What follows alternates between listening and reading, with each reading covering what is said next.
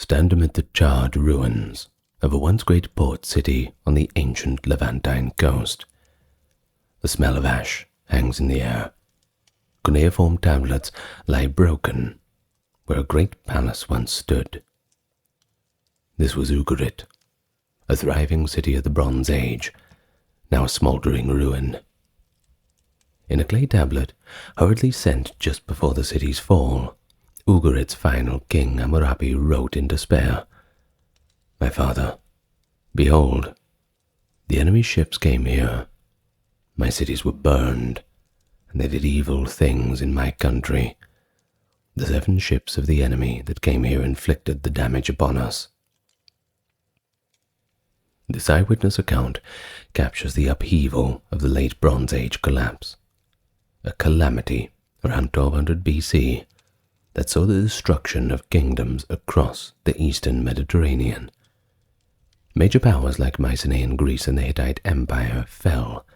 Cities from Greece to Canaan were sacked or abandoned, and Egypt barely made it through. But history does not end in this moment of crisis. It was rather a brutal transition to the next stage of humanity's story. In the wake of a collapse came a dark and murky age, but also the seeds of renewal. So today, in our time together, we're going to look at what happened after the Bronze Age collapse, focusing on the Eastern Mediterranean and the Near East. We'll look into how societies picked up the pieces, tracing social upheavals, political power shifts, technological innovations, and cultural transformation that defined the dawn of the Bronze Age. Drawing on archaeological evidence from destruction layers to new settlements, and on the written records like letters, inscriptions, and later oral traditions, we'll piece together how the story of a new world emerged from the ashes of the old. It's a bit complex and sometimes hazy, hence the terms like a dark age. But far from a simple tale of gloom, I'm sure you'll see. And as we know, some regions showed resilience or adaptation. Many peoples and ideas arose, and the foundations of classical civilizations were laid. So join me today, and we can have a look at the early Iron Age, as we examine how chaos slowly gave way to transformations in one of history's most dramatic turning points. But let me welcome you first. It's good to meet you all. If you've not yet subscribed, then click the button, and the like button too, and leave a comment if you feel like it. Thank you to those supporting on the Patreon, and to those who checked out the merch store. Now, without further ado, let us begin. The end of the Bronze Age left a landscape of collapsed palaces and empty cities. In Greece and Anatolia, the palatial economies that had once dominated the late Bronze Age vanished almost overnight. The grand Mycenaean palaces, centers of administration, trade, and writing, were destroyed and never rebuilt. From Pylos in Greece to Hattusa in Anatolia, layers of ash and collapsed stone in archaeological record testify to violent ends around 1200 BC. With the fall of these cities, state-level society gave way to much smaller communities. As one survey puts it, the complex palace system disintegrated, transforming into a small, isolated villages of Greek Dark Age cultures. Indeed, by around 1100 BC, Greece consisted of agrarian villages, with only memories of the grand palaces, a period of reduced population, and also a loss of literacy. Written records in Linear B script ceased entirely. The Greeks would not write again for centuries, until adopting a new alphabet in the 8th century. This interval has aptly been called a Dark Age for Greece, marked by simpler pottery styles and humble architecture, instead of the fine wares and fortresses of the Mycenaean times. In Anatolia and Syria, the situation was just as dire. The once mighty Hittite Empire, which had ruled most of Anatolia and controlled parts of Syria, had simply collapsed. Its capital, Hattusa, was abandoned by 1180 BC, a city lying in ruins. No more do we hear of Hittite great kings. Only a few scattered Neo-Hittite successor principalities survived in the region of the southeastern Anatolia and northern Syria, preserving some Hittite language and art, but no longer anything resembling an empire. Farther south, in the Levant, the eastern Mediterranean coast and inland Syria-Palestine, many ancient Canaanite city-states were burned or deserted in the early 12th century BC. The bustling port of Ugarit, as we saw, was annihilated. Cities like Megiddo and Hazor in the southern Levant show massive destruction layers around this time too. Egypt's records speak of mysterious sea peoples ravaging the coast. At the mortuary temple of Medinet Tabu, Pharaoh Ramesses III boasted of defeating them around 1177, depicting the chaos that they wrought. Only a few major powers managed to weather the storm, albeit they emerged in a greatly battered form. Egypt's new kingdom barely survived the onslaught of invasions and internal strife. After Ramesses III repelled the Sea Peoples, Egypt entered a slow decline. By 1130, Egyptian rule had retracted from its Asiatic territories. The pharaohs of the ensuing Third Intermediate Period held little influence beyond the Nile Valley. Similarly, in Mesopotamia, the Assyrian Empire around 1200 BC managed to hold on, while its western rivals fell. But Assyria too was diminished. Its texts lament incursions by Aramaean tribes in the following decades, and Assyria temporarily lost control of outlying regions. Babylonia in the south fared even worse. The Kassite dynasty that had ruled Babylon for centuries was overthrown, and Babylon was sacked by Elam around 1155 BC. A new dynasty, the second dynasty of Isin, eventually restored order in Babylon, but the days of Babylonian kings commanding a vast realm were gone, at least for now. In short, the imperial order of the Late Bronze Age, Egyptian dominance in Canaan, Hittite control in Anatolia, Babylonian power in Mesopotamia, had collapsed or contracted dramatically. In its place were power vacuums and a patchwork of small, struggling polities.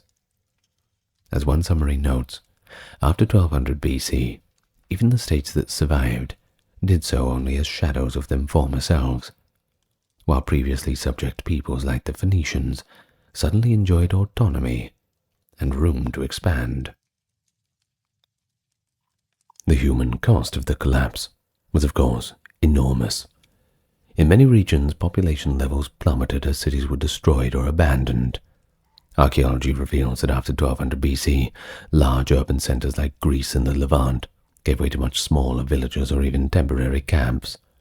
For example, in Greece, the population might have fallen by over 50% in some areas. Many former residents likely perished or migrated in search of safer pastures. One telling piece of evidence comes from the southern Levantine highlands, the hill country of Canaan, encompassing parts of modern-day Palestine and Jordan. Here, surveys have found a sudden increase in small village settlements during the 12th and 11th centuries BC, hundreds of new hamlets appearing in the previously sparsely inhabited islands. This population explosion in the heartlands is widely associated with the emergence of new peoples, such as the early Israelites. Scholars note that in Iron I, that is 1200 to 1000 BC, around 200 to 300 small agricultural agricultural villages were founded in these hills, likely by groups moving away from the chaos of lowland cities. These villagers lived in simple pillar house structures, farmed grain and olives, and largely avoided the coastal plains where new invaders like the Philistines held sway. The highland newcomers left us with a few luxury goods too, and that's a sign of modest living. But their sheer numbers indicate a significant demographic shift, people reorganizing into smaller, self-sufficient communities where the old urban life had pretty much collapsed. Who wants to live in a big city anyway? The countryside's a bit nicer. Meanwhile, migrations and invasions during and after collapse reshaped the ethnic landscape. We all know about the Sea Peoples. We all know about them. A confederation of sea-born raiders, probably of mixed origins, maybe a blanket term too. Not only destroyed cities, but they also settled in some areas. Egypt records name groups like the Peliset, Jeker, Shardana, and others. There's plenty of them. And archaeology actually confirms that one of these groups, the Peliset, Philistines, settled along the southern coast of Canaan, in what is today the Gaza, Israel coastal area. Within decades after the 1200 BC collapse, 5 fortified Philistine cities like Gaza, Ashkelon, Ashdod, Ekron, and Gath arose in that region. These newcomers brought distinctive pottery styles, Philistine ware influenced by Mycenaean Greek design, and perhaps some new foods. In fact, pig bones appear in large quantities at Philistine sites, unlike in the highlands. Such evidence suggests an Aegean cultural element among them, consistent with the idea that they originated from the Aegean and would integrate with the local Canaanites. But further north, other sea peoples may have settled in coastal Syria. The Jeker, for instance, occupied the port of Dor in modern Canaan, as mentioned in the tale of Wenamun. Internal migrations also occurred, of course. In Greece, legends speak of the Dorian invasion, a migration of Greek tribes from the north, around the time of collapse too. While partly mythologized, which, well, it is Greek history in these early times, so it is to be expected, there is some evidence of new settlements in southern Greece and Crete, with different pottery styles, possibly indicating newcomers or returning refugee populations. Many Mycenaeans fled overseas, some sailed to Cyprus, boosting the Greek presence there, while others may have joined the Sea People's roaming bands. In Anatolia, following the fall of the Hittites, people speaking Phrygian, a Balkan-derived language, settled in central Anatolia by the 11th and 10th centuries, suggesting a migration from Europe into the vacuum. And as the Assyrian and Babylonian texts indicate, Aramaean nomads from the Syrian steppe pushed into the Fertile Crescent. The first Assyrian mention of Aramaeans actually comes soon after 1100 BC, when King Tiglath-Pileser I fought a people called Achlamu Aramaya. So it appears that, as centralized powers waned, Aramaic-speaking pastoralists migrated west and south, eventually settling down to form small Aramaean kingdoms in Syria, like Aram, Damascus, and Hamath in the following centuries. So in short, the post-collapse period was one of great mobility. As groups, large and small, moved to new territories. Some were fleeing war, famine, destruction, but others were more opportunistic in their expansion. It laid the ethnic groundwork for the Iron Age, the ancestors of classical peoples, the Aramaeans, the Philistines, Phoenicians, etc., taking shape amid the fluid human geography. Social structures also changed at the community level. With the old palace bureaucracies gone, people had to organize themselves differently. hierarchy and inequality likely diminished, at least initially, in many places. In the highlands of Canaan, for example, those new villages show relatively uniform housing, suggesting a more egalitarian clan-based society rather than stratified kingdoms. Tribal confederations or local chieftains replaced monarchs and centralized administrations. We see hints of this in later traditions.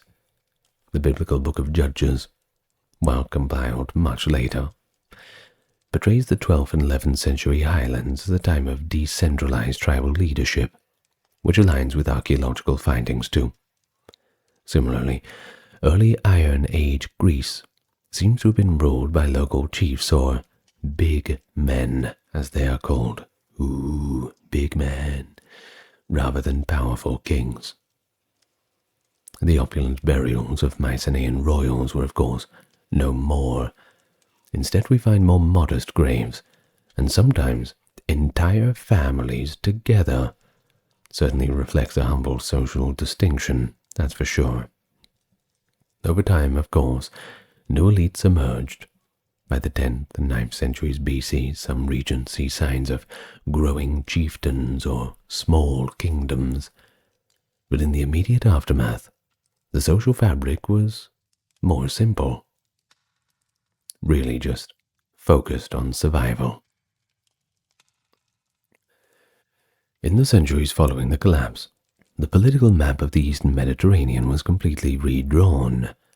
Large empires gave way to smaller kingdoms and city-states. Where once pharaohs and great kings corresponded across vast domains, it was now local rulers vying for control in a fragmented land. This period saw the birth of new polities, some completely new, and others built on the ruins of the old. One striking development was the rise of the Phoenician city-states along the Levantine coast. Cities like Tyre, Byblos, Sidon, and Arwad, which had existed in the Bronze Age under Egyptian or Hittite shadow, had now gained full independence. In the absence of Egyptian garrisons or Hittite oversight, Phoenician rulers could chart their own destiny. Byblos, for example, flourished in the 11th century as a center of trade with Egypt on its own terms. An entertaining yet telling anecdote from this time is the story of Wenanum, an Egyptian emissary who visited Byblos around 1075. He came to procure cedar wood for a temple and expected the local prince to honor Pharaoh's name. Instead, he was met with polite defiance.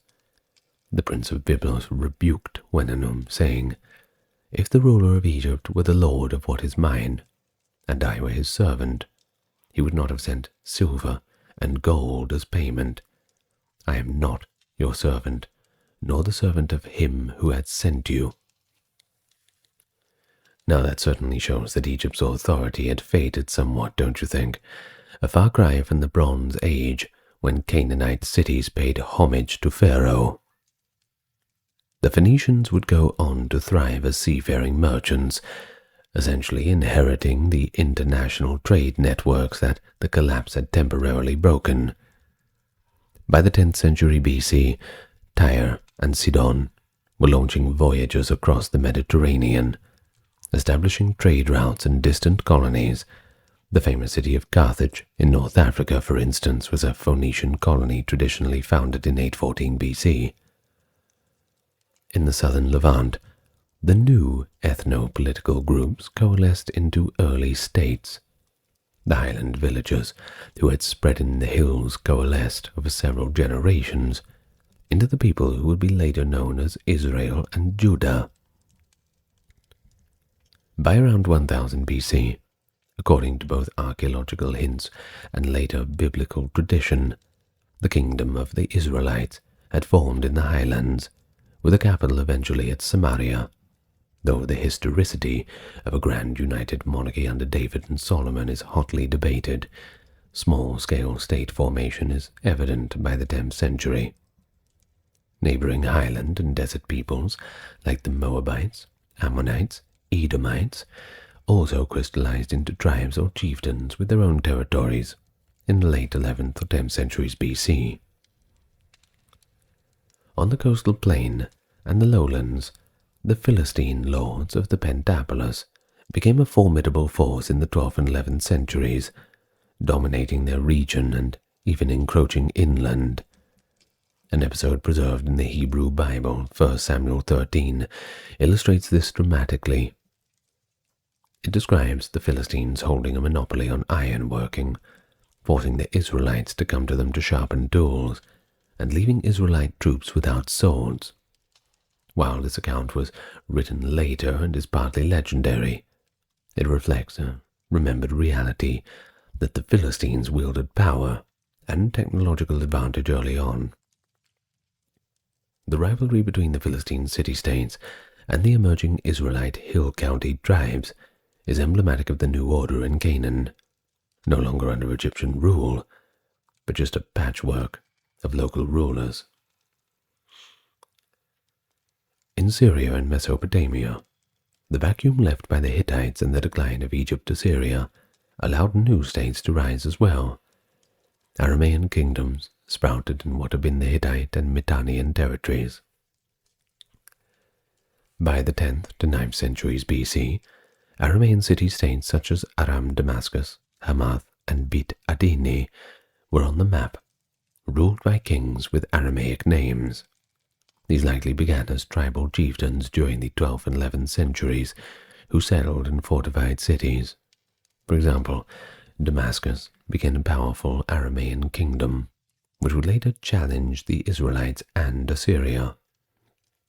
In Anatolia, Phrygia emerged in the west-central region with legendary kings like Midas in the 8th century, possibly rooted in migrations that followed the collapse.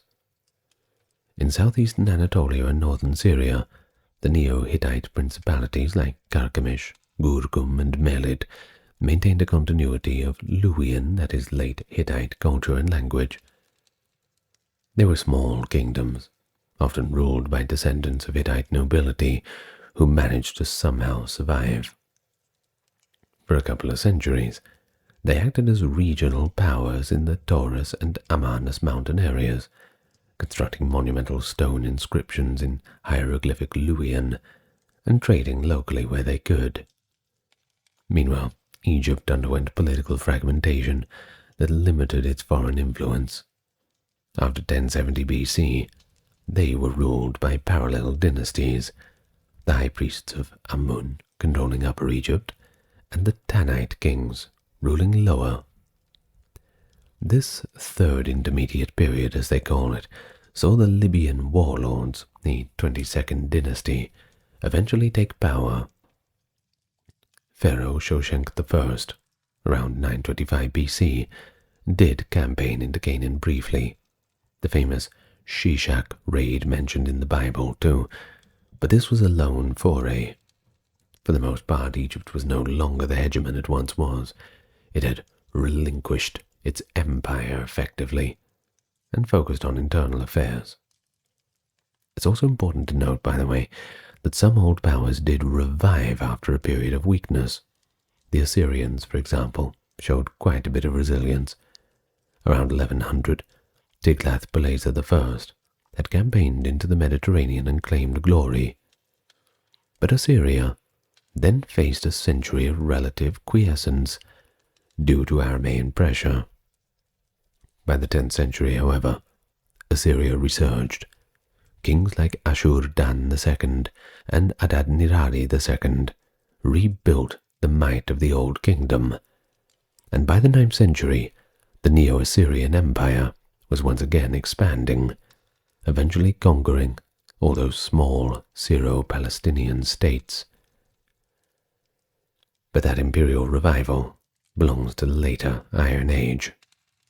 In the immediate aftermath of the collapse, between 1200 to 1000, the dominant theme is a decentralized patchwork of new powers. From the Phoenician traders on the coasts, to the Philistine and Israelite adversaries in Canaan, to the Aramaean chieftains carving out realms in Syria, the old order was replaced by a mosaic of fledglings. It was a time of experimentation in governance too, as societies transitioned from palace-centric administrations to tribal kingdoms and city republics.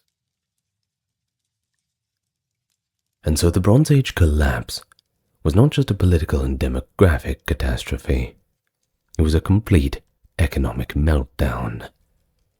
In the centuries before 1200 BC, they had been marked by extensive long-distance trade, copper from Cyprus, tin from Central Asia, gold from Nubia, wine and oil from Canaan, grain from Egypt too, a robust international economy tying the region together.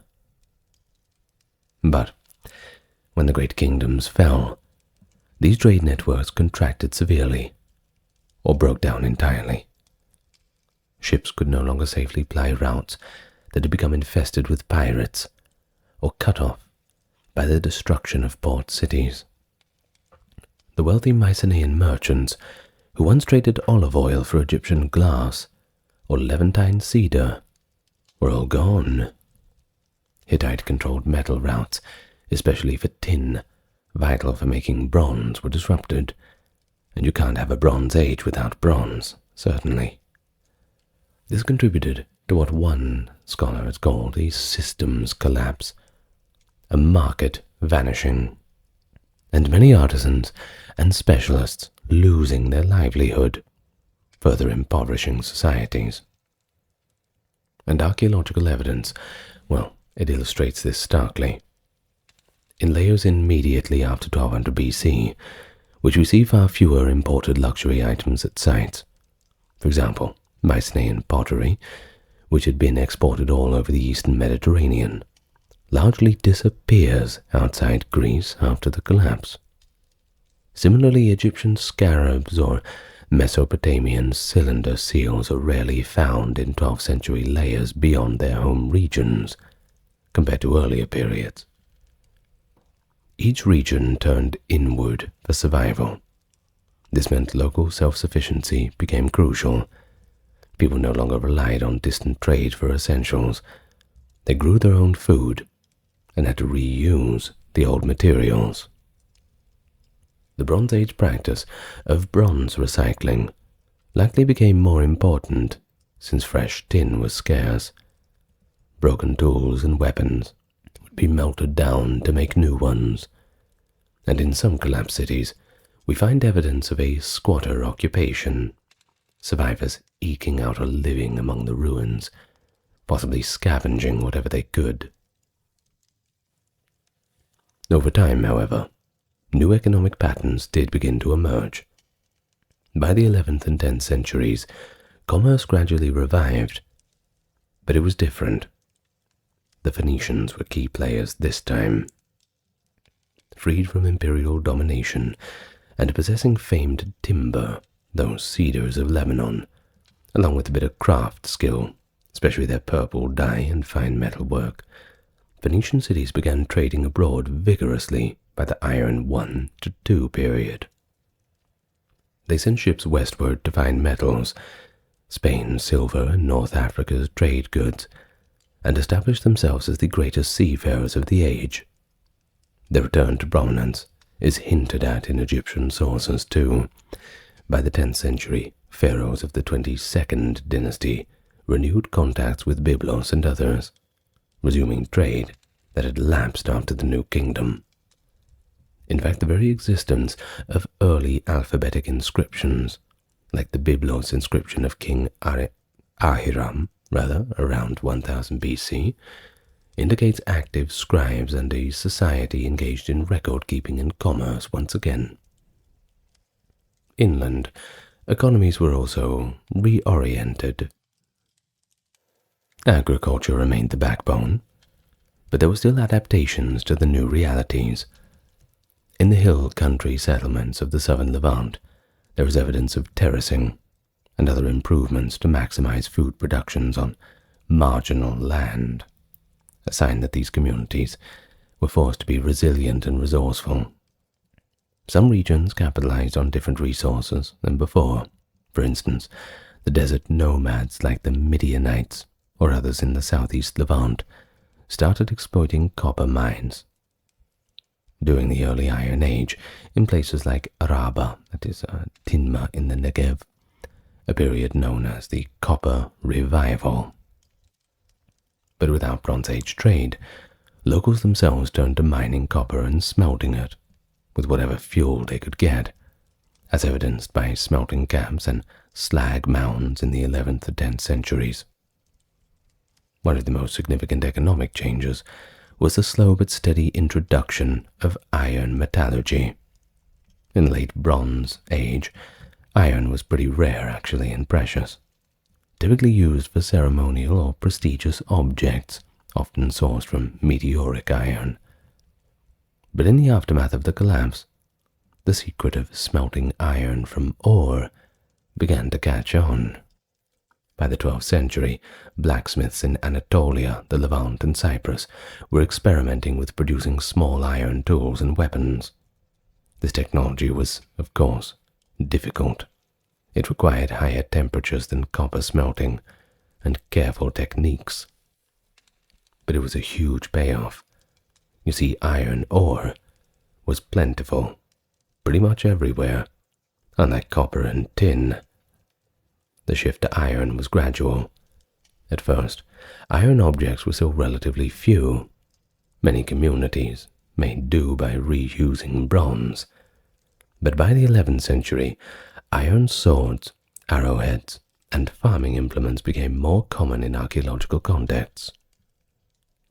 And then, of course, the Iron Age had really begun. But out of necessity and innovation. For example, at sites in Philistia and Israel around the 10th century, archaeologists find a mix of bronze and iron tools, indicating a transitional economy. Iron was cheaper in the long run, you see, and allowed societies to equip larger armies, once the know-how had really spread. And trade routes also reconfigured rather than vanishing completely. Some scholars emphasize that even during the so-called Dark Age, certain trade persisted at a reduced scale. Cyprus, which had been a hub for copper, did not collapse completely. Cypriot towns like Enkomi continued, albeit fortified and on constant guard. They maintained some trade with the Levantine coast. We have evidence of Cypriot pottery and bronze items in the 11th century coastal Syria, suggesting pockets of exchange. Similarly, Egypt still imported cedar from Lebanon during the 11th century, as Wenamun's story confirms, though through diplomatic haggling, of course. By around 1000 BC, international connections were visibly re-emerging. Solomon's era, the 10th century, in biblical tradition speaks of a trade with Phoenicia, and even distant lands, while independently we know the Phoenicians were voyaging to fetch metals, and the Arabs were moving spices and incense. In summary, the economy after the Bronze Age collapse went through a severe contraction, followed by a creative adaptation. The loss of the old trade network forced communities into subsistence and local exchange. Over several generations, a new trade network arose, spearheaded by different players, especially the Phoenicians and later the Greeks, and underpinned by a new dominant material, being iron. This economic transformation was both a result of necessity and an engine of the eventual rise of new civilizations. And of course, there's the cultural and technological transformations in writing systems, art, as people adapted to the new world. One of the most dramatic shifts was in literacy and language. The complex writing systems of the Bronze Age, the cuneiform in Mesopotamia and Syria, Egyptian hieroglyphs, Linear B in Greece, largely fell out of use in many places. And as we have noted, Greece became illiterate for a few hundred years. The art of writing in Linear B disappeared with the fall of the palaces, and no writing reappears until the adoption of the Phoenician-derived alphabet around 800 BC. In the Near East, cuneiform archives like Ugarites were destroyed, and they were never rebuilt. However, a brilliant innovation was taking shape on the Levantine coast: the alphabet. The Phoenicians and their Canaanite predecessors had earlier developed simple alphabetic writing. Even Ugarit had a cuneiform alphabet. And by the 11th to 10th century BC, the Phoenician alphabet, a set of around 22 letters representing consonant sounds, was already in use. The Ahiram sarcophagus from Byblos around 1000 BC bears one of the earliest fully developed Phoenician inscriptions, demonstrating that the alphabet survived the collapse and was flourishing. This was a game changer. Unlike cuneiform, the alphabet was easy to learn and could be used on cheap media like ink and papyrus. Over the next centuries it spread to Aramaeans, Hebrews, and eventually to the Greeks, who adapted it to create the first true alphabet with vowels.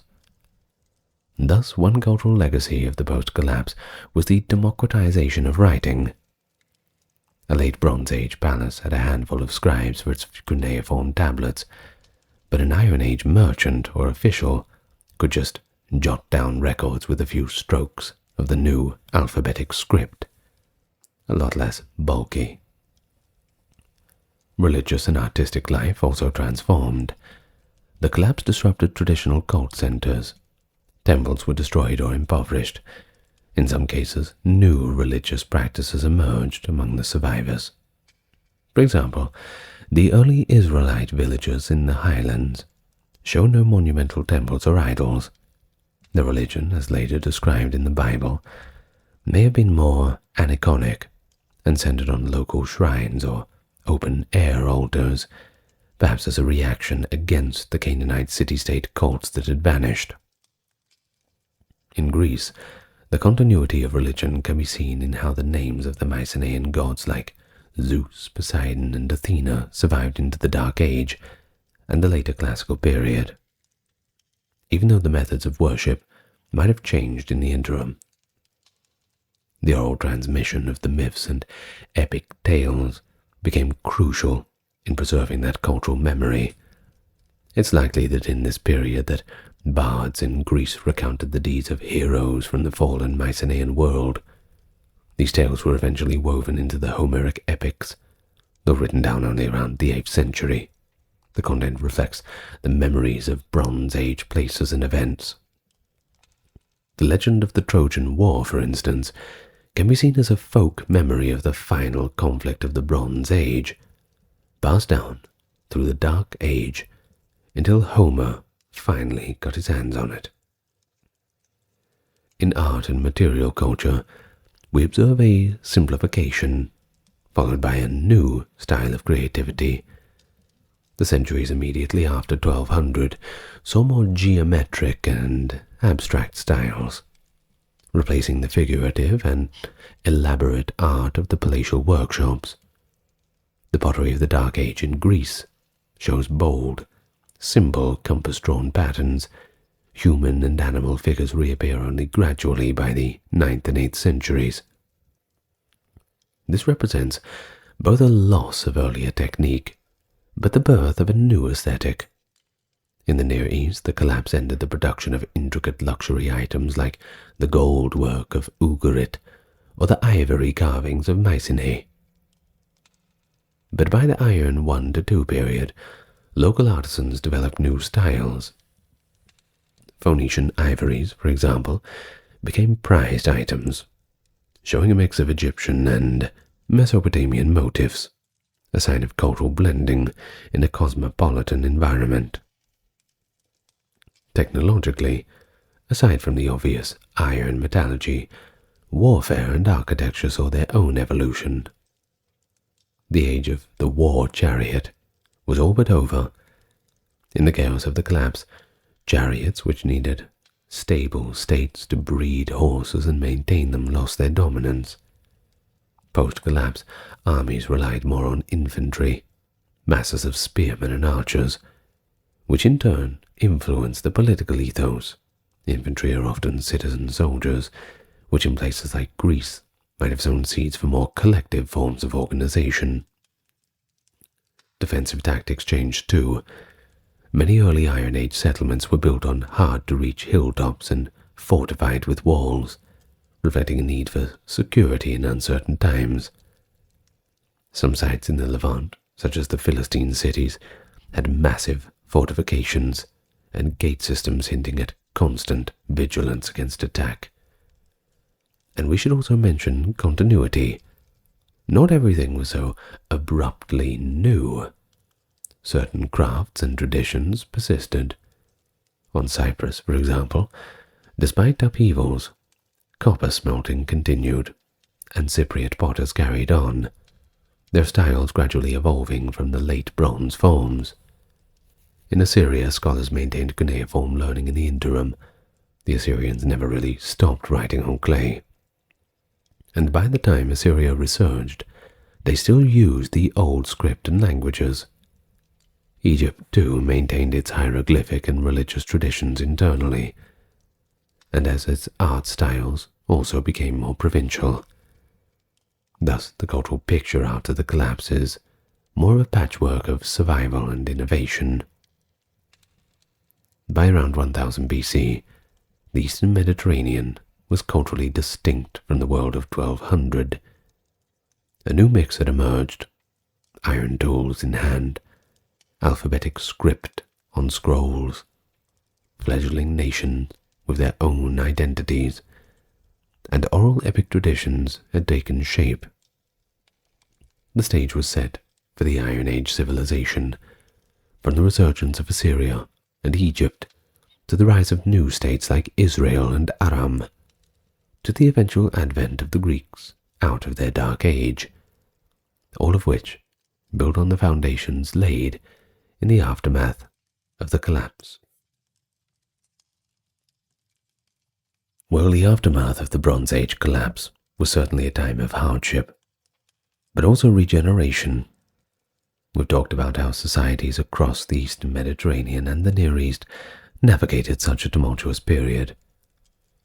It began with violence and dislocation, cities in flames, refugees on the move, and an economy in freefall.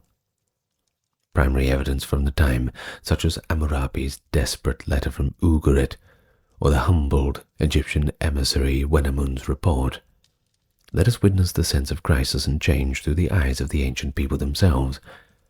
But out of the Dark Age emerged this new social order, along with their new technologies. Communities proved resilient. They migrated, adapted, formed new social bonds. Local chiefs and councils replaced distant emperors, and eventually these grew into Iron Age kingdoms that we recognize from later history. By the 10th century BC, the Eastern Mediterranean was alive again with trade and innovation. Iron weapons and tools had leveled the playing field too, enabling even small states to equip armies and work their soils efficiently. The alphabet spread literacy beyond the old scribal elite, aiding administration and cultural expression in those new states. Old ethnic identities blurred, and new ones formed. Aramaeans, Phoenicians, Philistines, each contributing to the rich tapestry of the Iron Age Near East. And the great powers, Egypt, Mesopotamia, had retreated and recalibrated, only to return in new guises later. The Neo-Assyrian Empire, for instance, would soon dominate the scene, assimilating all those smaller groups. Yet even as those empires re-emerged, the world they ruled was not the same as the Late Bronze Age. It was more diverse, forged by the crucible of collapse.